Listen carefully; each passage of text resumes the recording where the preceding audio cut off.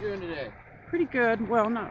I have the hospice nurse showing up any minute, so they put me at Sutter. I'm at Sutter Health in the hospice. Okay. So they have me started with that. And So, supervisor. what happened yesterday?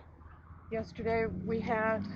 There was an event down here, and all these vehicles were supposed to be moved. Right, and I had Supervisor Marr down here, and I talked to the assistant DA who had spoke to SFPD. I have a text message from her. Who's her?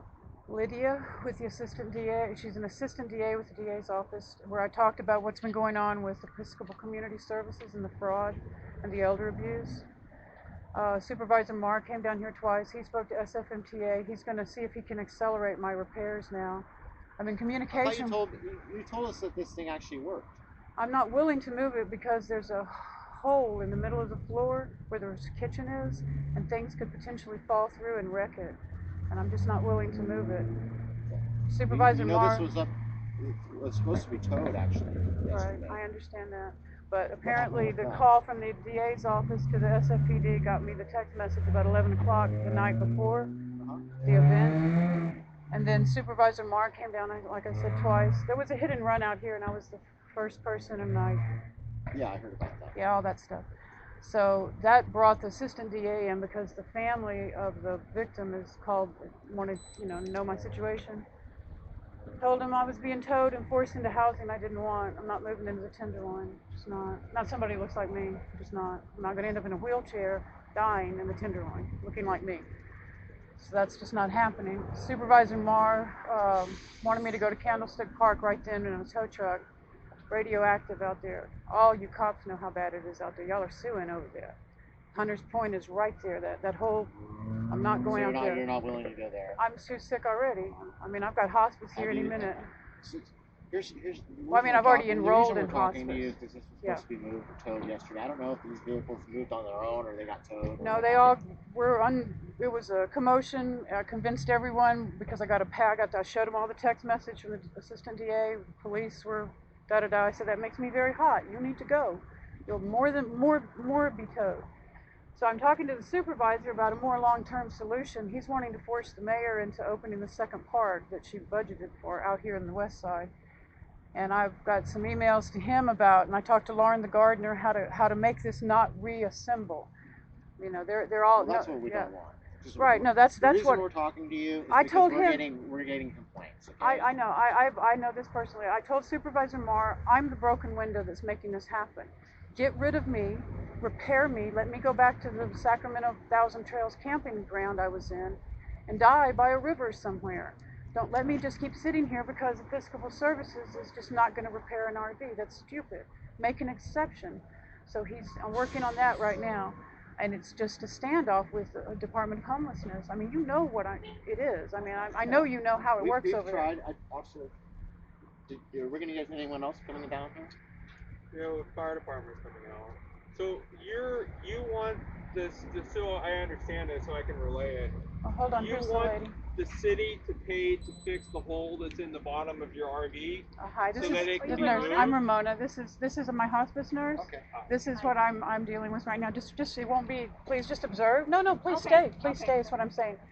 Okay, so since July 9th of last year, I have an email from the Department of Homelessness telling Episcopal Services to repair, smog, register both vehicles, and pay for the move-in cost to a campground in Mendocino so I could get a mastectomy. The mastectomy was canceled because they needed all kinds of paperwork, and they just aren't going. That's what Hot Team told me the other day, out their mouth. So the city of, and that's what Supervisor Marr is about to unravel, is why there's no. This isn't already happened. I have it in black and white. Both vehicles need repairing. I wouldn't be on hospice now probably if I'd have gotten a mastectomy. I've been in a battle, no litigation, but threats of and myself doing it. The RV just needs repairing and I can go to have a decent. And it has a hole in the floor, you said? It was when my husband passed away. It got put in storage in the mountains and it froze. So there's it's particle board and it's weakened. It simply needs. I've already had the refrigerator taken out by some of the homeless people, and I'm scared to drive it There are other smaller repairs. I've done so much, all my But there's a stimulus. hole in the floor, you said? Right, and if you drive, the danger is the stove and the unit could fall through and go in. It's right there, so if it goes down and out, it's going to wreck. It's going to ruin the axle, and it's all I've got, and I love it. My husband and I love it. He's alive in here. I cannot lose this, and I won't move to Candlestick because I know of the environmental concerns out there, and I have 2 children I'd like to be alert for as long as I can be, and it's not happening at Candlestick. So Supervisor Gordon Marr came twice, not once, but twice, and the assistant DA is passing this case to elder abuse. Who's that assistant DA? The lady who is related to the hit and run victim that I helped, the sister is apparently connected. I had an ex-supervisor who was an attorney do a conference call, and the next thing I know, the assistant DA is calling me. Who is that? Lydia is her name. I don't know her last name. She gave it to me, but I have her text number, and she's outraged. That I would even be starting hospice and exposed to a tow, while I'm supposedly being helped by the Department of Homelessness for 14 months now. But 9 months since that email that I've been trying to get you guys to listen to me about is fraud. If you tell an old sick person who's just lost her husband, I'm going to help you, we're going to get the mechanic, we're paying, they're using action verbs telling me this. It's a mental thing they did to me, thinking I'm going to spend a whole summer getting help, and I'm going to get the mastectomy, and I'm prepared for that, and then it just dies. I did all the appeals, I'm ready to go to court, and that's what I'm doing this week. That's why the assistant DA is so interested, is that I have a civil case that I'm filing against Episcopal Services that I myself have written. I've made 34 recordings of these people and their promises and how they talk to me and how it just didn't happen and then it can happen again. While I'm talking to the assistant DA, I'm getting emails from these horrible, cruel people saying it's my fault I didn't get help and get out of here. They don't realize how much I've documented. So I'm on the verge of, and I'm told Park and Rec how to keep this homeless encampment from reassembling. I've talked to Lauren. I think Gordon Marr, the supervisor, how to make this stop because they're furious. They're coming back. They're livid. They think the homeless out here, these meth heads and these drunks and these crazy zombies at night. I have complete sympathy with what you're going through.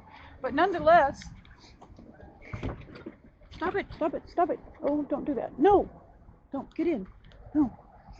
I'm sorry to speechify. I'm overwrought.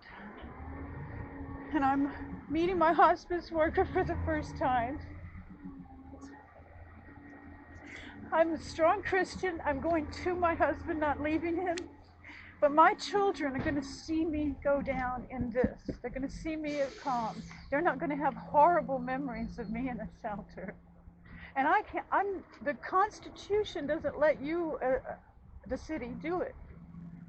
Like I've literally written a book and put it out in the last 2 weeks, explaining that to the city attorney, and the supervisor's listening to my ideas about how to solve this. He wants to be mayor apparently. And he's a nice man. I mean, he's a really genuine man. I was astonished when he came the second time and assured me that I would not be towed. He came on his way home and told me that. I've been out here 14 months fighting this fight. Constitution and many case rulings have said I can't just be snatched up off the street. It's my home. Have you talked to anyone other than us? Nope. In the police department? Nope, I don't see the point. When I first filed my lawsuit in the very beginning, there was that's a piece of paper that was on the end of my RV all the time.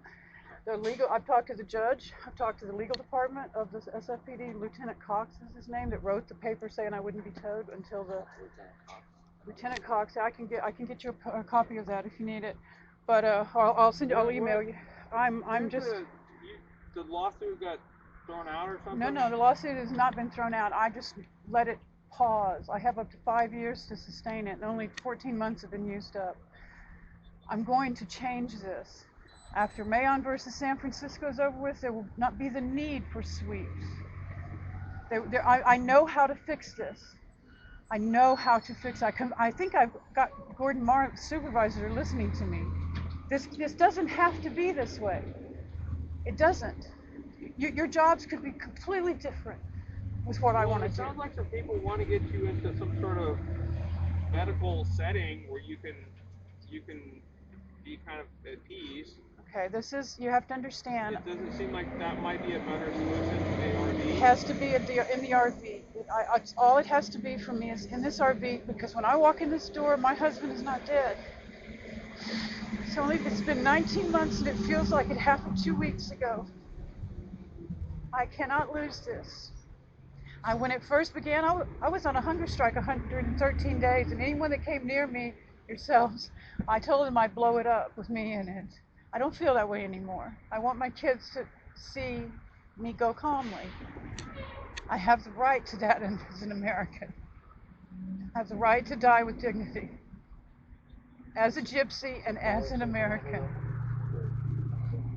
So when you're talking about blowing up stuff, it kind of makes me a little bit concerned. No, that was back when I was in the first 2 months. Now it's terminally dehydrate. I can send you copies of the emails I've sent City Hall, and if they take the RV, I've told the city attorney, Mr. Right now, Goldman. as we talk, do you want to hurt yourself? No. Okay, I have an adult protective service worker who's talked to me, and she knows if my back is against the wall, I will terminally do. Oh my goodness, no, never. I want to help these people. They're feral. Okay, They're just terrified so you know, and feral. When you start saying stuff, I've been like saying it for a when you while. make accusations like you're going to do something. No, I was referring to the then- past. I'm then very that- clear. I have a tape recorder, and obviously I'm taping we us. have tape recorders too. I know, we all And know when this, you but start I'm just saying, stuff no, that was in the causes me past. concern January, that maybe February you of need to be hospitalized. 2021. That is the past. I would not. I want my children to have every Well, photo you're still in bringing here. it up now, though. I'm telling you how serious I am. I will terminally dehydrate in front of City Hall. It will take about 9 days with my cancer, as advanced as it is. Seeing as you hospice workers see me here humiliate myself by explaining this again. I have a website where you can see it all. I'm a gypsy. I'm an ethnic traveler, a Scottish traveler. I have always lived on wheels. And we don't know. And We're not here to upset you, okay? No, I'm not upset by you. I want this to discuss the change. issue with the RVs and why they're not here.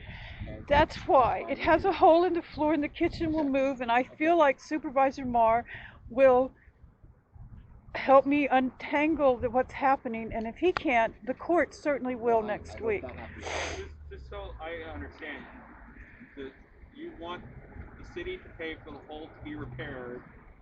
I want access to the CARES Act money that the city was given in my name through Congress. I want access to that money, and they're holding it up, and that's a crime. I just want to make sure that I understand that it's a repair. It's to repair the hole, some wiring issues, and I think some shocks, a few things, I don't know, and then it can be smogged. I don't really know at this point. I've had so many people working on it. We've done so much. At this point, I honestly don't know how much it needs done. Everyone asks me that question. I'm not a mechanic. And my husband fixed everything. And it's devastating to even have to talk about mechanical stuff when it's him not here talking about it. Man, we're gonna break away. I want you to... Okay, I'd like to talk to my worker. It's hard to stand up after a little while. Thank you. I am. Can we go in? Yes, thank you. Appreciate it. Okay, I'm turning off now.